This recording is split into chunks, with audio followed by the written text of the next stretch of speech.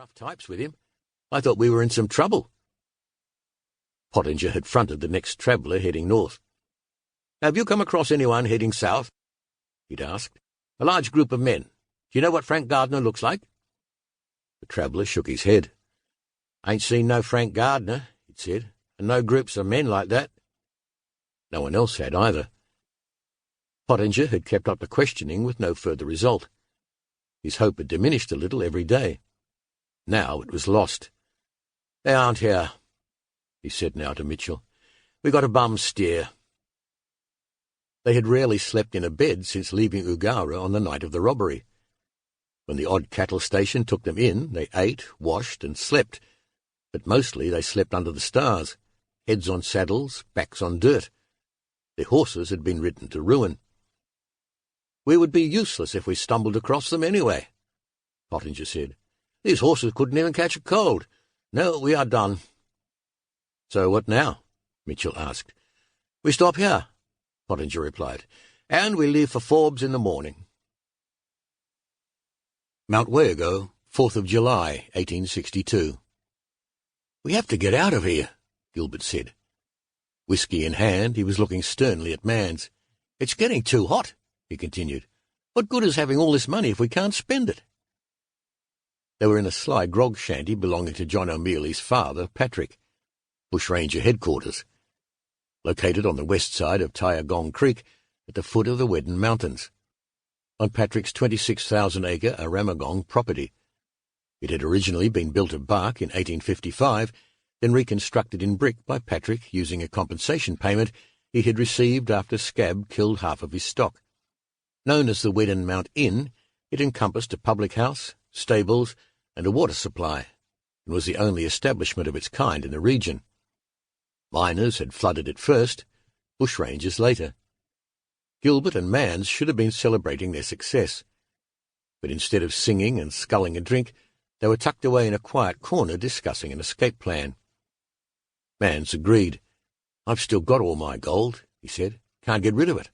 I'm terrified of getting sprung the moment I try to sell it. Gilbert had already managed to fence off his share, after getting others to sell it for him to multiple buyers. All his gold was gone. He had £2,500 stashed in a freshly dug hole, and he would have had much more had he not sold his gold at a cut-price rate, and handsomely rewarded those who sold it for him. Yeah, he agreed. My gold is gone, but my cash is useless too. I can't spend it without tipping off the traps. I'm filthy rich, but still dirt poor. It was a problem for everyone in Gardiner's gang. Hall had buried his cache under a tree. O'Mealy had stashed his gold in a cave, and Gardiner had put his in wooden boxes in the ground. Mans, on the other hand, had all of his gold strapped to the side of his saddle. Do you trust them? Mans asked, referring to the 6 other men who had taken part in the biggest robbery in the colony's history. All of them? Gilbert sighed. No, he said. Most of them, yes. But all of them? No. Frank is the staunchest soldier I know. Hall would take a bullet for you. So would O'Mealy. But Fordyce, he's a drunk. Who knows what he'll say if they drag him in? Mans took a swig.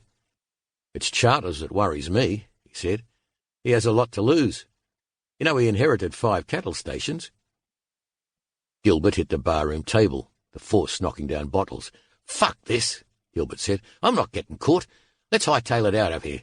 I have money, you have gold. I say Victoria. Mans nodded.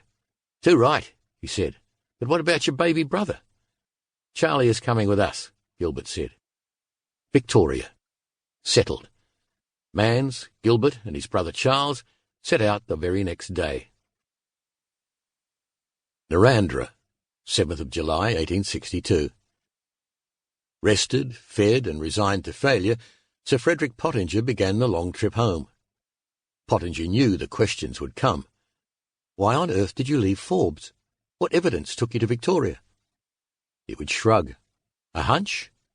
They would laugh, and then they would demote him, and Sanderson would be there, smug-faced. Slow down, he barked, looking at Mitchell. No need to hurry. Let's take it easy. The road was no place for a man with regrets. For much of the day it was just Pottinger and his thoughts.